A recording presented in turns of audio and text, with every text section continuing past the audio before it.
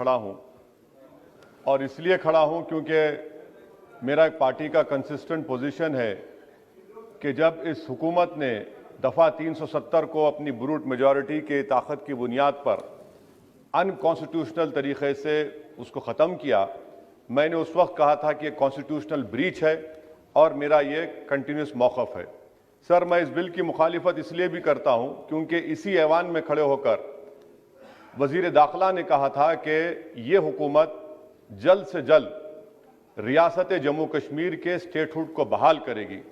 آج آپ اس اپنے وعدے سے منحرف ہو رہے ہیں کیونکہ جب آپ جموں کشمیر کیڈر کو ایمگٹ میں ملا رہے ہیں تو اس سے آپ کی نیت کا صاف اظہار ہوتا ہے کہ آپ نے جو اس ایوان کو اس وقت وعدہ کیا تھا کہ جموں کشمیر کی دوبارہ ریاست کو بحال کیا جائے گا، وہ سچائی پر مبنی نہیں تھا، وہ صرف محض الفاظ تھے یا جملے تھے۔ تیسری بات یہ ہے کہ سر، ایک ایسی ریاست جہاں پر مسلمان تناسب میں زیادہ ہیں مگر پہلے سے افسر شاہی میں ان کا تناسب بہت کم تھا۔ میں آپ کا اعداد شمار آپ کے سامنے رکھتا ہوں سر۔ 24 سیکرٹری کے پوسٹ ہیں جس میں سے صرف 5 کشمیری مسلمان ہیں۔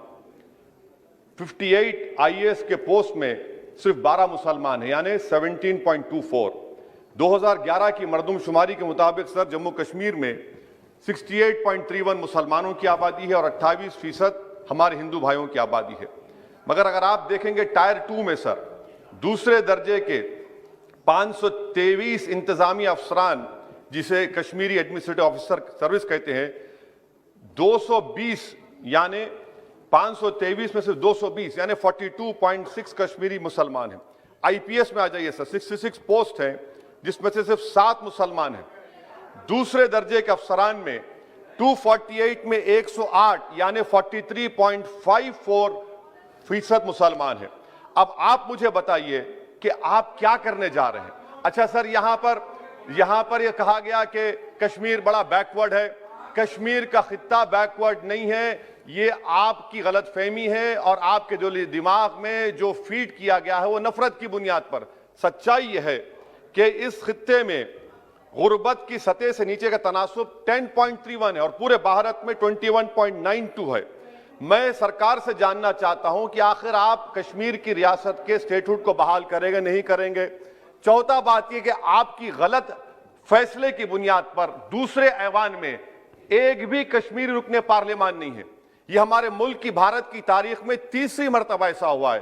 میرا چوتھا سوال حکومت سے یہ ہے کہ ہم یہ کہتے ہیں، یہ آپ کا ماننا صحیح ہے کہ ہمارے ملک میں باہر کے دیگر ممالک کو مداخلت کرنے کی کوئی ضرورت نہیں ہے، مگر آپ ان کو لے کر گئے نا، آپ تو یورپین پارلیمنٹ کے لوگوں کو لے کر گئے۔ اب تیسری مرتبہ آپ یورپ کے سفیروں کو 16 فروری کو خبر ہے کہ آپ لے کر جا رہے ہیں۔ آخر یہ FDI نہیں ہے، کیوں یورپ کے لوگ کشمیر جائیں گے؟ آپ ایک آل پارٹی میٹنگ لے کے جائیے نا ڈیلیگیشن کو۔ آپ یورپ کے ڈیلیگیشن کو کشمیر لے کر جا رہے ہیں، کیا آپ چاہ رہے ہیں مداخلت کرنا؟ اس کو انٹرنیشنلائز آپ کر رہے ہیں۔ میں وزیر داخلہ سے پوچھنا چاہتا ہوں سر کہ آخر کتنے بچے کشمیر کے آگرہ کی جیل میں، بریلی کی جیل میں، امبیڈکر نگر کی جیل میں ہیں؟ میں آپ کو اگزامپل دے رہا ہوں، ختم کر رہا ہوں اسپیکر صاحب، کہ بلال احمد ایک کپوارہ کا بچہ ہے، امر سنگھ کالج سری نگر کا ہے، 1600 کلومیٹر دور سری نگر سے جیل میں ہے۔